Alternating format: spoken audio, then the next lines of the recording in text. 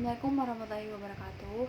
Hello everyone, my name is Asmita and now I will explain about post-colonialist theory.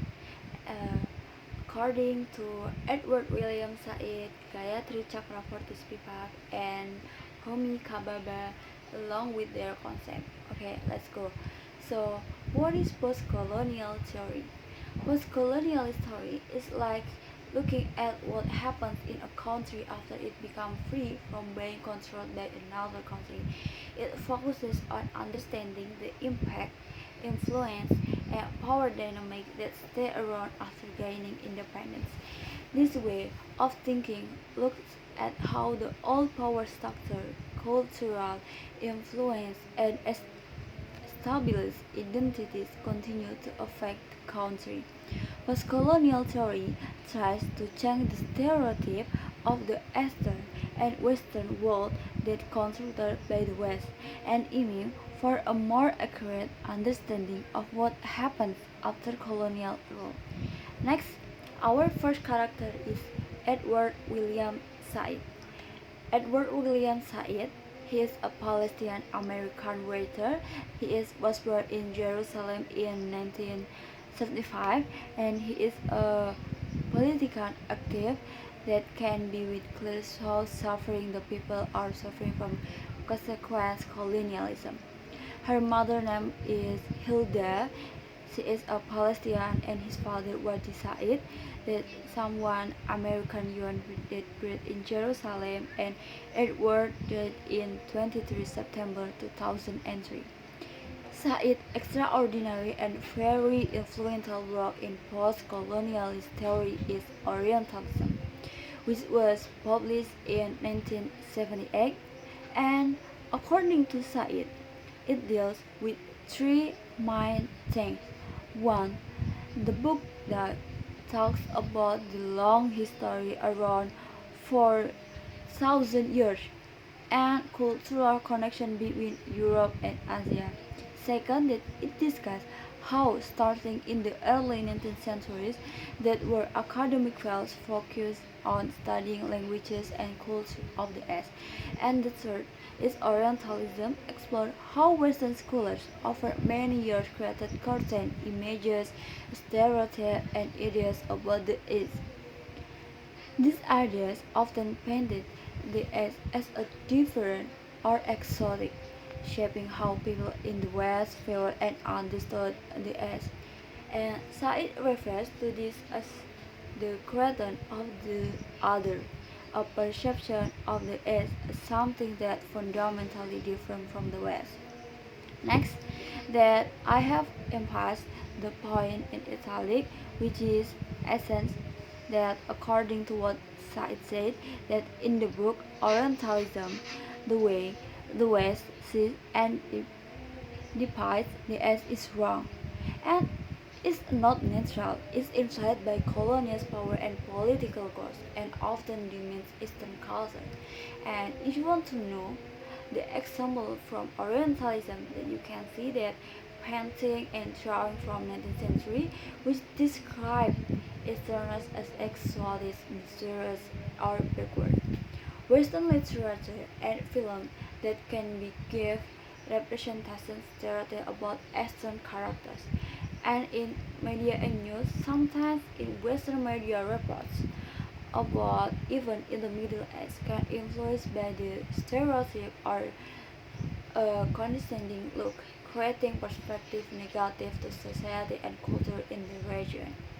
Next is the Gayatri Chakravorty Spivak. Gayatri was born in Calcutta, West Bengal on 24 February 1942.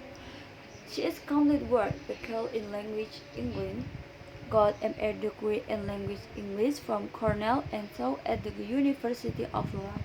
His dissertation about VBS work magnitude based on deconstruction, postcolonialism, and feminism. In 1967, she translated Jacques Derrida's book about deconstruction in language English, and her main concept from Gayatri is subaltern. So, what is subaltern? subaltern that the idea was introduced by Antonio Gramsci, then later picked up by Indian historian Ranajit Guha and further expanded by Gayatri Chakravorty Spivak in the context of post-colonial studies. The concept of subaltern is like talking about a group of people who are often ignored, pushed aside, or suppressed. Then these are individuals or communities who don't have a strong voice or power to defend themselves within the exciting structure of authority. And the importance of the concept lies in drawing attention to the unfairness in how these marginalized groups are represented and the lack of power they have. Spivak especially emphasizes that this subaltern group might not always be able to speak up for themselves, and they often need help for others or more powerful groups to advocate for their rights. And sure, let's break down to the excited Gayatri, right? Can subaltern speak? The first point that subaltern and power. Spivak talks about subaltern, which are groups or individuals who are often ignored or suppressed. She looks at how colonial and social power sometimes make it hard for this marginalized voice to be heard. And the second point is representation and interest. Spivak point out that even when there's an effort to give a voice to the subaltern, powerful groups' interests can influence how they are represented. This can distort, even erase the true voice of subaltern, and this pointed criticism of feminism and post-colonialist studies. Spivak criticized some approaches in feminism and post-colonial studies for not fully understanding the complexities of subaltern situations, especially in different cultures and societies. And the fourth is problematization of criticism and representation.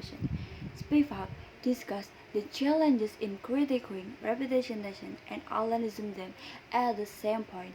She questioned how much we really understand or represent subaltern voice without unintentionally representing or talking down to them. And the last is language and interest.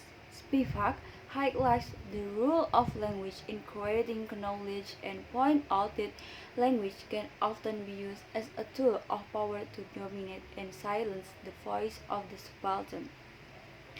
And the next is an example of subaltern incident.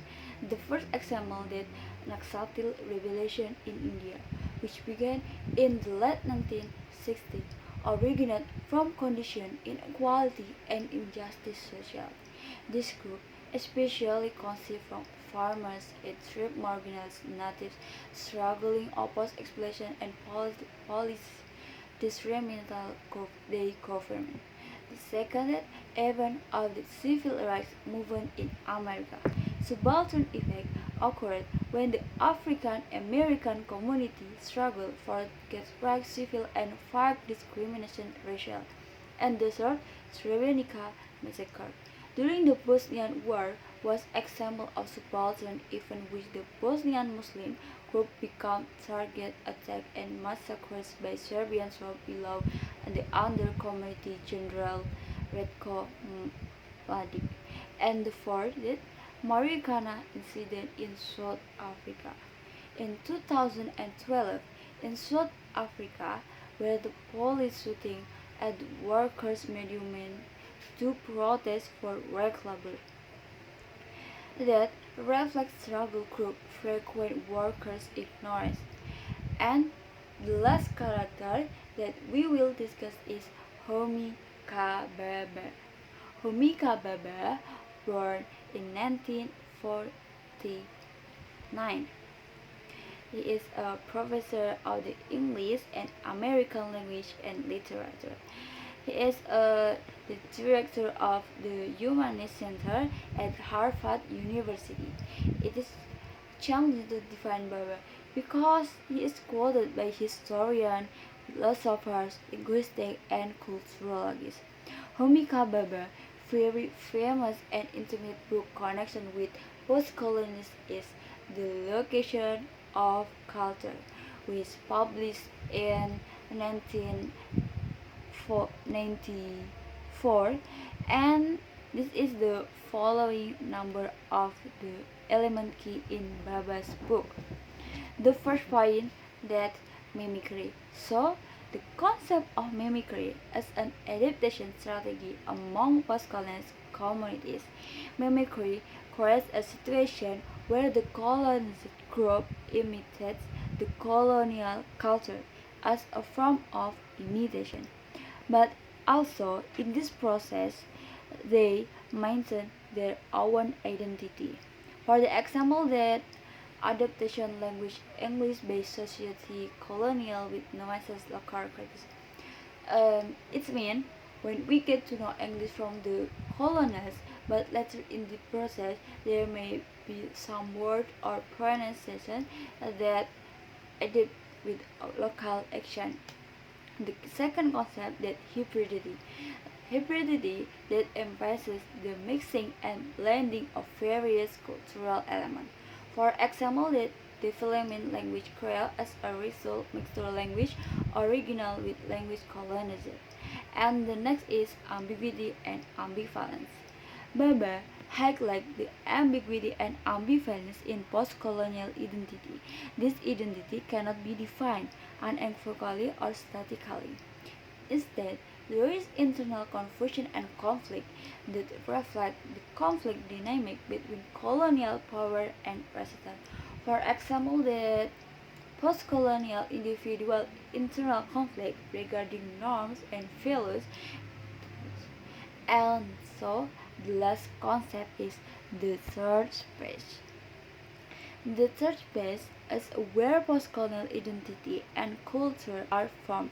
It's not simply the result of colonization or resistance, but it is a space where cultures interact and create new forms of identity. It means the third space is not just a space or a place, but when there is an opportunity for foreigners or colonists to appear, a new identity or culture will be created, or hybridity will be created. And the last is the impact of post-colonial theory on literature. Okay, post-colonial literature refers to written works created by authors who were born in countries that were once colonized but have gained independence. And this writing often faced by people this independent nation, including struggle with poverty, financial instability, and cultural disruption. And Everett said, a prominent scholar emphasized that studying literature is not just about aesthetic, but also about understanding history. That means that literary criticism involves looking at literature as a part of social work, human life, and specific historical time when it was written and interpreted. Okay, that's all for me. Thank you very much, and I hope you understand what I'm saying and get the point.